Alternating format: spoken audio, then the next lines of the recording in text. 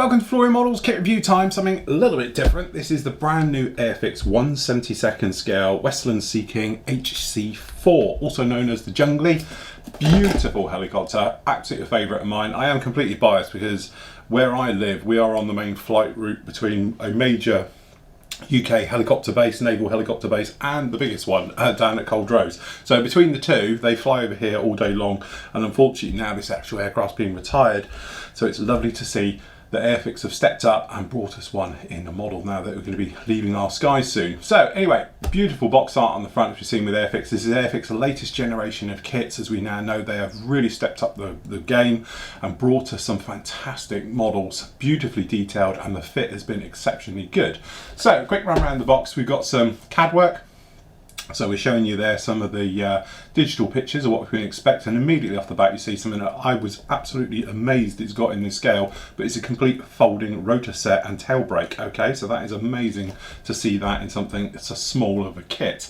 So running around the kit, as we can see, your kit number for this is A, so it's the actual A series 04056. Okay, and running around, we've got a little bit obviously about the two squadrons we've got there. So we've got 898 squadron, which is obviously Yeovilton, which is the other one just down the road from me, which is 209, and then we've got same one but different markings in the standard green, obviously down at Yeovilton in 2011. Okay, so there we go. Right, I will need a knife in here. I haven't looked in any of these kits as before. I would just like to point out all my kits previews. They are not a total review because until you build it I don't think you can review a kit. Okay, so this is just a straightforward look in the box. So if I can get it out of the box even, there we go. Okay, so in the box, stand, oh, this one stands okay. Okay, what we have, so small little box. We've got Airfix's standard instructions. That's floating around without it. Okay, there's our markings. Okie dokie, I just have to drop this camera out just a little bit to get the instructions in. So, usual thing, we've got a little bit about it and then straight into the build. Obviously the instructions are picked up a lot in these days. Oh look, you can put a motor in it. Oh no, I've done too many motors, I'm not doing another one. But if you did want to put a motor in it, you can put a motor in it. But as you can see, we've got some very nice details going straight off the bat here, putting all of these in. So we've got bulkheads, internals, we've got seating, and various parts going down in here. The ones to the rear, the observation posts and things like that. Okay, putting those in. Alright, and just working our way round.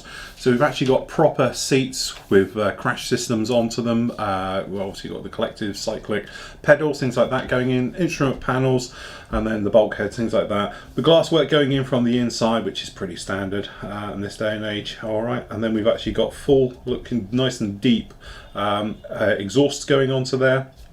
Remembering to open up all the holes at the rear. Okay, same on the other side as you might imagine. And then we've got the internals being put in.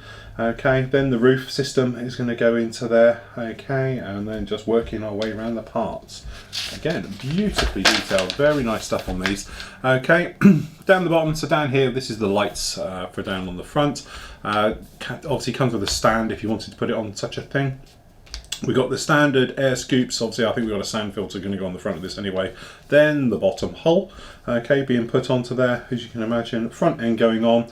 Tail system, so depending if you're going to have a tail brake or not, I assume. It's not mentioning the tail brake. Oh yes it is. Don't fit parts if you're going to carry on to thingy. Okay, fair enough. Different obviously to the Sea King, the Jungly has this different system. It doesn't have the big sort of sponsons on the side with the flotations. It has the standard gear ones going through. Right, and then all the way along. Okay, putting the gear on, the tail wheel, and then obviously steps, various bits and pieces. The electronic warfare suite being fitted on, all the lumps and bumps on the outside. The hoist, and all the areas like that. The countermeasure sets, the flare, disco system on the side, the warning receivers, all the usual bits and pieces you find on a helicopter, going right the way all over, and all the lumps and bumps and aerials and all those different things you can imagine going on all of those. Okay, and then you've got the top, so it's a one-piece glass system going to go on the top and front, so you need to put the overhead panel in, which is fair enough. Two side ones going on and in the front. And to be honest, this is always the problem with helicopters, it's all of that glass work. If I'm honest, I prefer a one piece and then just it goes on the front. That way the seam line is traditionally just round the outside of it all, where you've got a little bit of room. I don't like it like this is going to be, where you've got a glue on bars coming down, because if you get any overspill, slight fogging, it can ruin your model. Okay, so sand filter box going in on the front. We've got a GPNG, looks like for sitting for a door gun. You can have the door gun open, and then obviously the pins going in. Tail system, if you're having the tail brake, obviously you've got a different one on there, so have it folded round. You don't have a moving option or anything else like that. And then you've got the main entrance, so you're having it open, you've got some locating tabs that would hold it in place. You'll cut them away to have it all open, or you can have the door closed. Okay, and then you've got the aerials on the front, so we've got like the pitot tubes going to fit up at the top, okay, and on the back, and the aerials on the side for the communications. Pretty standard. 72 degrees, obviously, because we've got 5 blades on the top, or you can have them folded, and that is the nice touch. It's very nice to see that these will fold up, and it looks like it is the same blades which fold up as well. Let me just check these. D2s, D5s, perhaps not. Okay, so we're going to have slightly different blades for the folding set where they're moulded in the tone.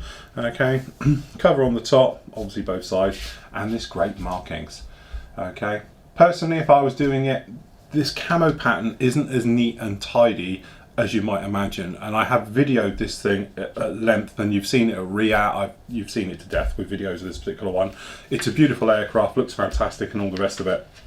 If I was doing it, because somebody's bound to ask me, spray the entire thing white first, then I would use tack worms right the way over it and then spray it. And I probably wouldn't do it in one either. I'd do the tail so I can hold on to the front end, spray the tail, and then reverse it and do the front half to put all of those in, to put it into the sort of winter camo right the way through like it. The winter camo also, it carries it all year round as well. Don't think it's just putting it for winter or when it's up in Norway and things like that. It carries it all year round. Or you can do the standard green right the way over it if you wanted to.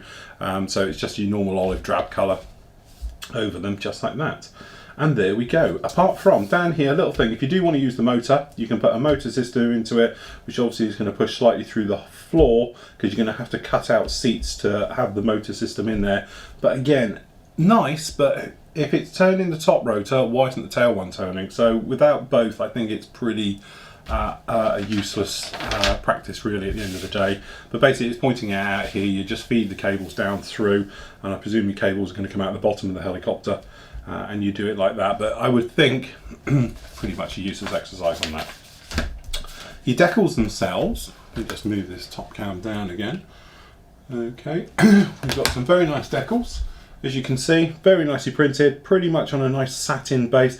I always say Airfix is a little bit flat on the carrier film, so sometimes it's hard to hide it, but with helicopters and armour and that, it's not so much of a problem, all right? We've got the sand filters, obviously as a decal on the front, and all the grills and various bits and pieces. Instrument panels don't look too bad for their scale, and then obviously we've got the nice commemorative markings down here. From 1969 to 2009, okay, all the way through. All right, so they're very nice indeed. So, plastic. Usual thing with Airfix, it'll be on that soft styrene that they tend to use for all their plastic parts. But it'd be interesting to see how these stack up. All right, so we can probably just bring this camera in just a little bit closer. There we go.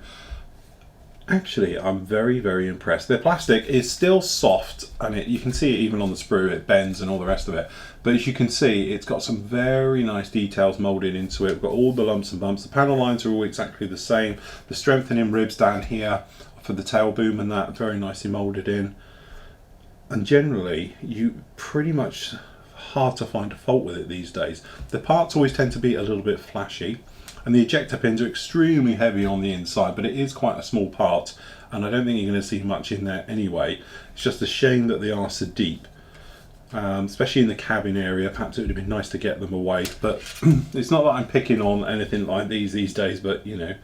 The gear itself, as you can see, we've got the wheels down here. Very nice to see we've got weight on wheels, so that's a nice touch. All the aerials beautifully done. Very small sprue gates on them as well, so there'll be no problem coming off. We've got the controls.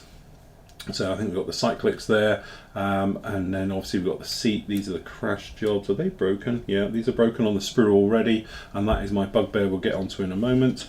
Okay, but generally not too bad at all. some nice detail. And also don't forget, this isn't going to be massive. You're only going to be talking, probably say on the box somewhere, does it? Usually does. Doesn't anymore, okay? But you're only going to be talking in scale wise, by the time we say we put the tail on, we allow for that for the tail and on the front, it's going to be about 22, 23 centimetres. So it's not going to be huge, and with the Rotors folder, it'll fit nicely in a display cabinet.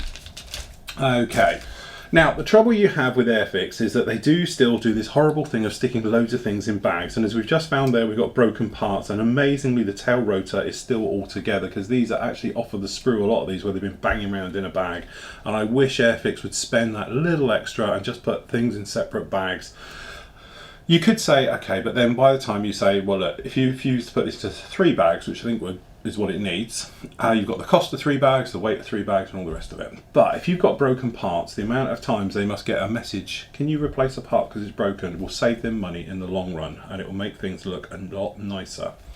But generally, looking around, as you can see, we've got some nice details on the floor. It's very smooth, very nice plastic. We've got the lower hull system, this boat-like system on the bottom, as you can see around there, no problem at all. All the parts are pretty good. So you got a little bit of flash here and there, but everything's okay. But again, the ejector pins seem to be quite heavy, and they've got lifted parts. You know, actually got bits hanging off of these that may interfere, they may not. But just if you've got problems fitting, I would check for that. But generally, not too bad at all. So we got the standard 6 blade on the tail and the 5 here as well. So obviously, we're expecting different types of seeking to be coming along. Another sprue down here, as you can see, more little bits and pieces all over this. So we actually got this is the undercarriage area, the different things. This is the side step. Probably worth coming at it with a drill and drilling out all the holes just to make that look a little bit more. The GPMG, little cute thing down here. All the sensors and lumps and bumps are all okay. The sprue gates, to be honest, are quite fine. So they're not too much of a problem getting any of these parts off, so that's quite a nice touch on all of those. Okay, so down here we got the seats, and we got all the other parts of the seats. It's quite nice, it's all separate, it's not just moulded into one. Okay, it would be nice to see a little bit of texture on them, but alas not. Okay, and all the way around, so we've got the tail, the top, we've got some various things for the rotor head, the exhaust system. All the parts generally very nice, no problem with any of these. They seem to be all pretty good. And funnily enough, this sprue here hasn't got many ejector pins, not as many as the other ones have. So something a little bit different going on with that. But generally, catching it in the light, you can see the details, all very nice indeed. Then we have the rotors. So obviously we've got the extra blades because we've got here obviously folded, fixed, fixed, fixed, folded, folded, fixed, fixed, folded for the different ones in there. We have no, as you can see, actual sag on the blades whatsoever, which is, again, would have been nice to have it molded in. We've seen it in other ones, okay, but as you can probably see, these are extremely thin. So I reckon by the time you cut them off, tell you what would be bad here, we'll just do one just to see. I don't think it would take too much to bend that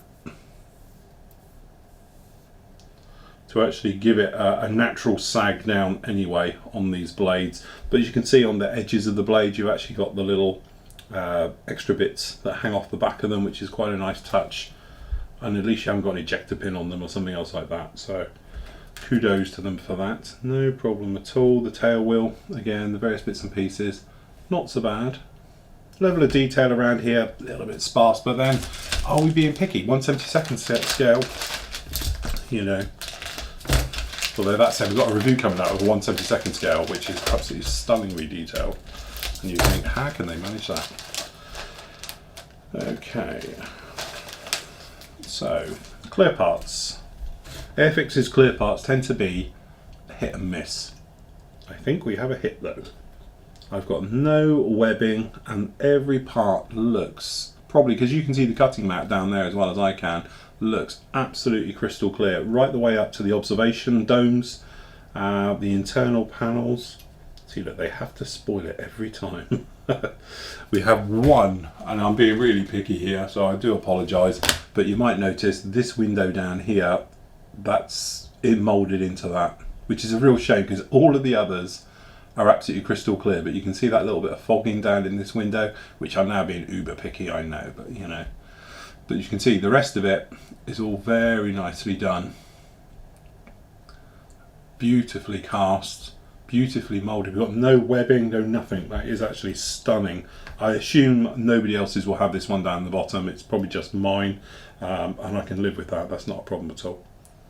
Very nice. So there we go. That is Airfix's 1/72 Wesland Sea King. This is the HC.4. First time we've seen this particular kit. As I say, other options used to be you have to get conversions for it and all the bits and pieces. So it's nice to see Airfix again, homegrown, being a Wesland helicopter. And it's a real local bird to me because Westland's obviously Yeovil, which is only half an hour from here, and all the rest of it. So it's nice to see it in a kit form. Would I build it?